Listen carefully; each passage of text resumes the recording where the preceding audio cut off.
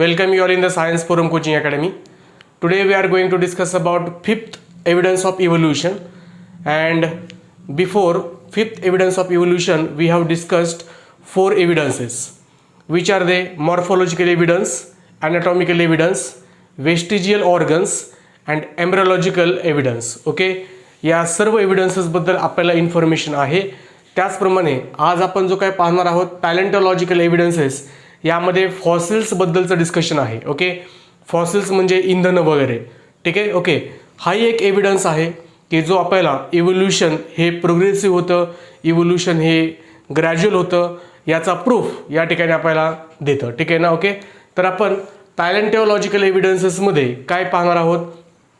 तुम्ही ऐकलं असेल हे मानव अवशेष वगैरे जे काही असतात की नाही, म्हणजे मानव अवशेष म्हणा किंवा झाडांचे काही अवशेष वगैरे म्हणा, म्हणजे पूर्वीचे असणारे, हे जमिनीखाली पूर्णपणे त्या ठिकाणी गाडले गेलेले होते.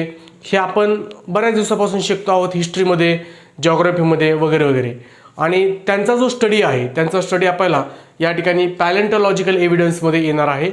ओके, म्हणजे हे जे काही पॉईंट्स आहेत पॅलेंटोलॉजीचे, हे डिस्कस करण्यापूर्वी हे तुमच्या डोक्यामध्ये फिट असलं पाहिजे की आपण यामध्ये फॉसिलचा स्टडी करणार आहोत, वेगळ्या वेगळ्या टूल्स आणि टेक्निकचा यूज करून. क्लिअर आहे सर्वांना. ओके, आता आपल्या पुस्तकामध्ये पेज नंबर पेज नंबर 5 वरती पॅलेंटोलॉजिकल एव्हिडन्स दिलेला आहे.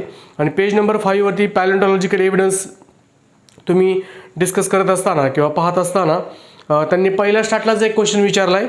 A question may arise in your mind that which organisms existed millions of years ago. म्हणजे त्यांचा प्रश्न पहिला असा आहे की कधी कधी तुमच्या मनामध्ये असा प्रश्न आला असेल की मिलियन्स ऑफ इयर्स ॲगो कोणते ऑर्गॅनिझम्स त्या ठिकाणी अर्थवरती एक्झिस्ट होत होते.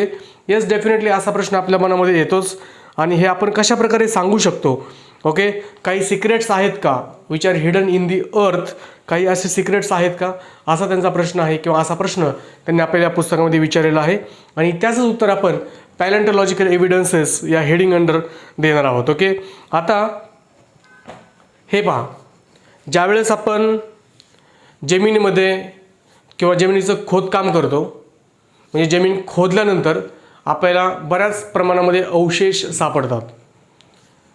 हे अवशेष का सापडतात, कारण कदाचित मिलियन्स ऑफ इयर्स ॲगो काहीतरी त्या ठिकाणी आपत्ती आली असेल, काहीतरी डिझास्टर झालं असेल, जसं की फ्लड आला असेल, म्हणजे मोठ्या प्रमाणामध्ये पूर आला असेल. ओके, किंवा त्या ठिकाणी व्होल्कॅनो वगैरे झाले असतील, अर्थक्वेक झाला असेल, भूकंप झाला असेल. आणि या सर्व आपत्तीमध्ये किंवा अशा प्रकारच्या डिझास्टरमध्ये त्यावेळेस जे ऑर्गॅनिझम्स अर्थवरती एक्झिस्ट होत होते, हे ऑर्गॅनिझम्स कदाचित त्या ठिकाणी जमिनीखाली गाडले गेले असतील.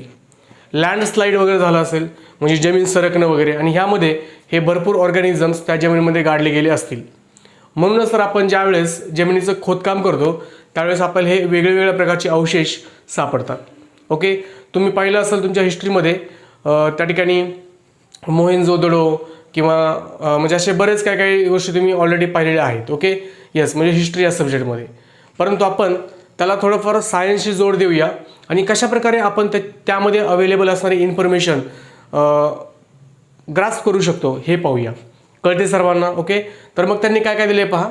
Millions of year ago large number of organisms get buried, म्हणजे खूप मोठ्या प्रमाणामध्ये हे ऑर्गॅनिझम्स गेट बरीड म्हणजे आतमध्ये त्या ठिकाणी, म्हणजे जे काही आपण खोदल्यानंतर पाहतो हे अवशेष वगैरे, याचा अर्थ काय की large number of organisms get buried म्हणजे हे त्यामध्ये दफन झाले असतील.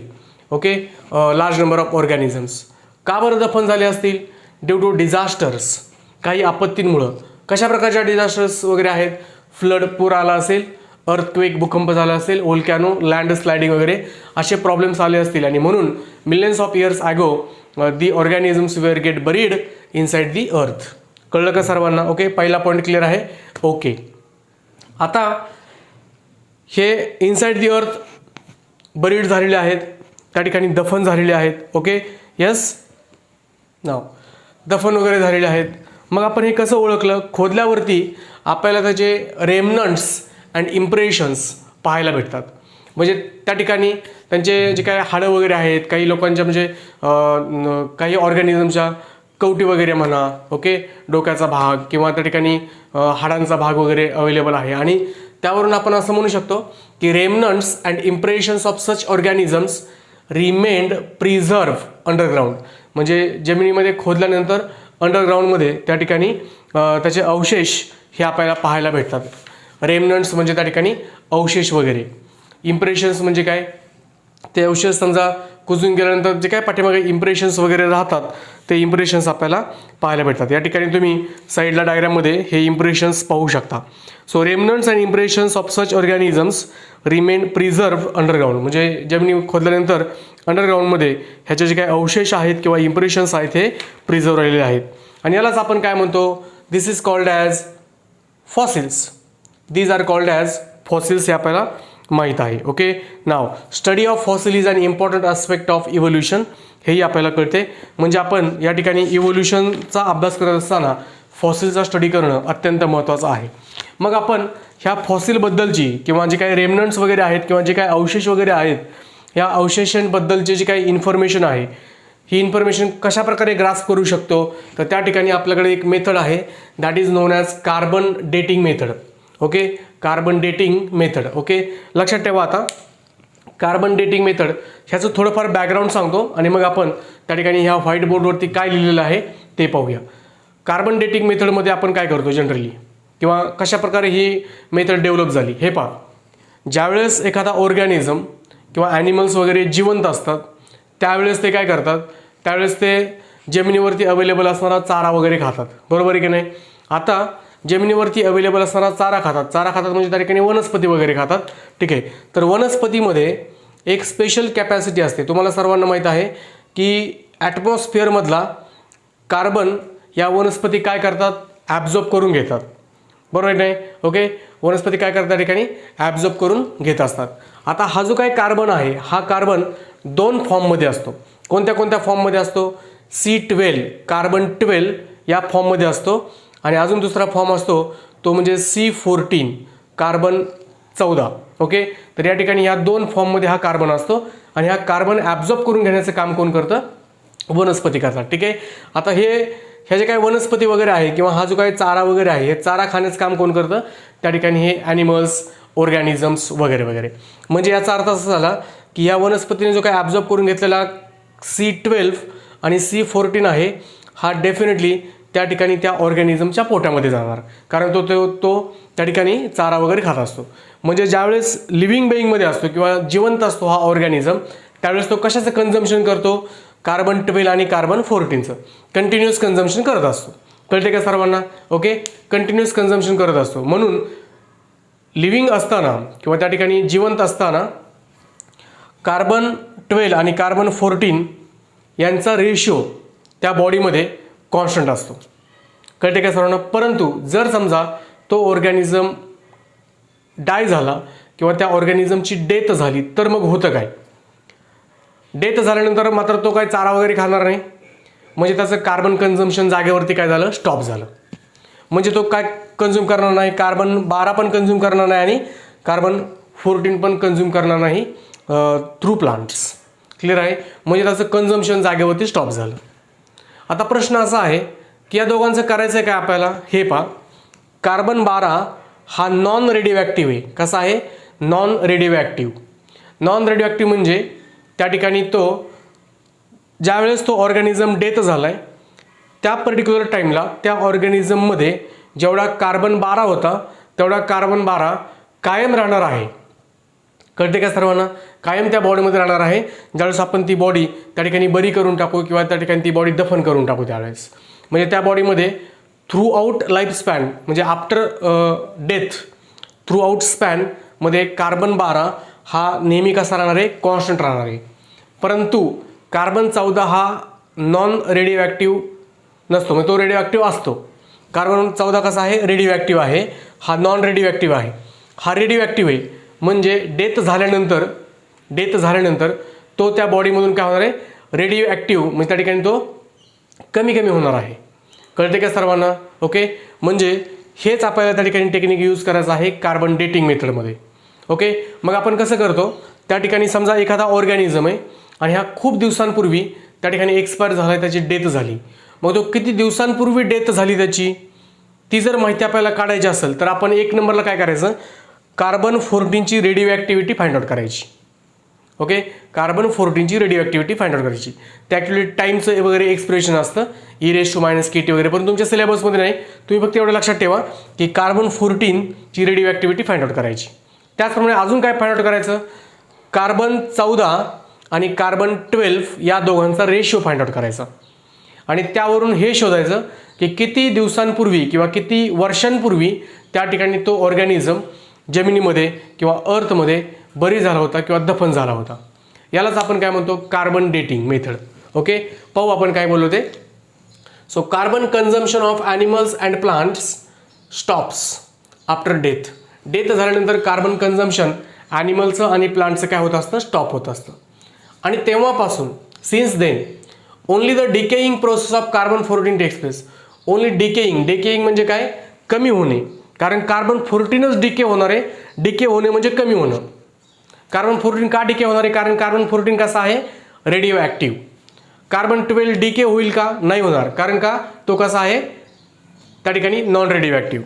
क्लिअर आहे सर्वांना, समजतंय का. Okay, now only the decaying process of C14 occurs continuously because C14 is a radioactive. In case of dead bodies, जे काय त्या ठिकाणी डेड बॉडीज आहेत of plants and animals, ratio of C14 and C12 changes continuously. बरोबर आहे ना, ज्यावेळेस तो जिवंत होता त्यावेळेस हा रेशिओ कॉन्स्टंट होता, परंतु एकदा का तो डेथ झाला किंवा त्या ठिकाणी तो डाय झाला की त्यानंतर मात्र C14 आणि C12 रेशिओ काय होणार आहे, चेंज होत राहणार आहे. चेंज होणारच आहे, कारण का C14 हा कमी होत जाणार आहे आणि C12 आहे तसंच कॉन्स्टंट राहणार आहे. कळते का. आता हा चेंज होतो म्हणून रेशिओ चेंज होणार आहे. So in case of dead bodies of plants and animals, म्हणजे तुमच्या हे सर्वांच्या लक्षात आलं का की त्या ठिकाणी आपण किती टाईम झालेला आहे, म्हणजे एखादा ऑर्गॅनिझम डेड झाला, तो डेड झाल्यापासून आत्तापर्यंत किती दिवसांपूर्वी तो डेड झाला आहे, हा मधला जो काही टाईम गॅप आहे किंवा टाईम पिरियड आहे हा आपण कसा फाइंड आउट करू शकतो.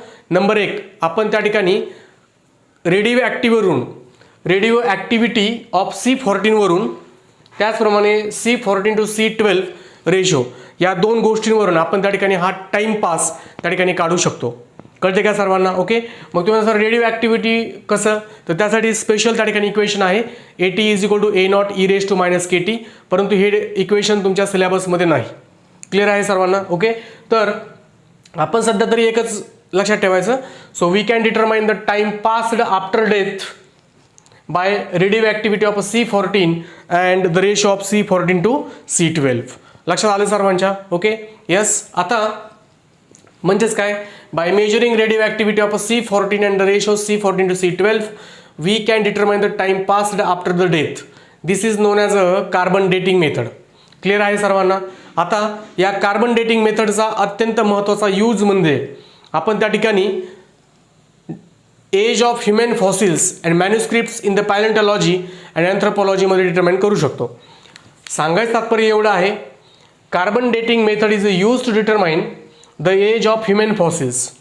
म्हणजे जे काही ह्युमन फॉसिल्स आहेत मिलियन्स ऑफ इयर्स पूर्वी जमिनीमध्ये गाडले गेलेले, त्याच्याबद्दलची इन्फॉर्मेशन किंवा त्याचं एज आपण कार्बन डेटिंग या मेथडच्या सहाय्याने फाइंड आउट करू शकतो. So carbon dating method is use to determine the age of human fossils and manuscripts in palaeontology and anthropology. Palaeontology म्हणजे जे काय मानव अवशेष आहेत त्याचं शास्त्र, म्हणजे पॅलेंटॉलॉजीमध्ये आणि अँथ्रोपॉलॉजीमध्ये आपण त्या ठिकाणी कार्बन डेटिंग मेथड हे एज ऑफ ह्युमन फॉसिल्स आणि मॅन्युस्क्रिप्ट्स फाइंड आउट करण्यासाठी करू शकतो.